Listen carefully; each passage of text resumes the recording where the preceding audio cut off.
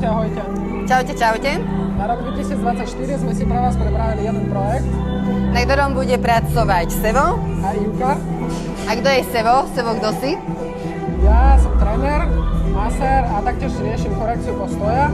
A okrem toho, čo sa týka mňa, tak športujem, cvičím v gyme, robím gymnastiku, lezenie a do toho behám.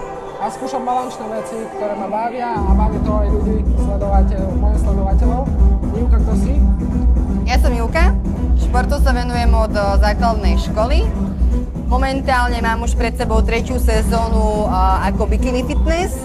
Uvidíme, ktorá kategória pôjde ďalej, keďže som momentálne v objemovke. A okrem toho behávam, turistikujem a rada prekonávam nové výzvy. Toto je jedna z nich. Áno, náš chrbát.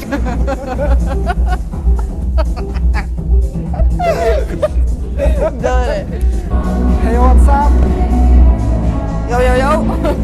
Sa teda rozhodli, Že pôjdeme po bratislavských fitkách, konkrétne po mestských častiach, z každej jednej sme si vybrali jedno väčšie, jedno menšie fitko zatiaľ a ideme vám dať feedbacky na tieto fitka a tým, že Ivka sa venuje primárne silovému tréningu, ja aktuálne skôr funkčnému tréningu, tak ideme to hodnotiť z tohto uhla pohľadu a čo?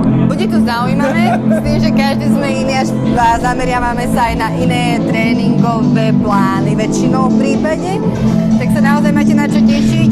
Budeme si tam všímať viacero veci, ale hlavne tú funkčnosť, cenu, lokalitu, takže sledujte nás, poprípade kľudne, ak máte nejaké fitko, ktoré chcete, aby sme navštívili a hodili vám sem feedback, tak kľudne nám to nechajte a my tam pôjdeme.